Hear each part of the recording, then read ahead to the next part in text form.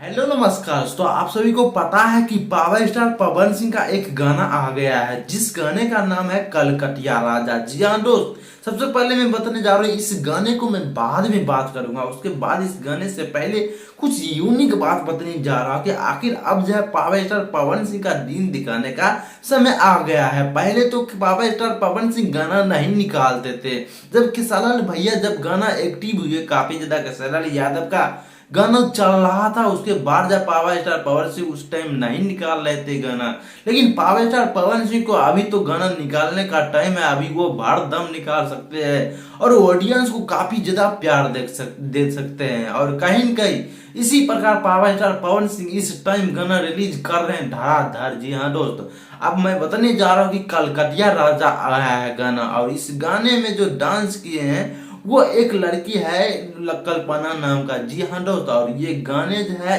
यसी film पर release किया गया है। और इस गाने को जो म्यूजिक डायरेक्टर दिए हैं, म्यूजिक दिए हैं, उनका नाम है प्रियांशु सिंह, जो कि काफी ज्यादा बेस्ट तरीके से ये म्यूजिक बनाते हैं और वही इस गाने को म्यूजिक दिए हैं।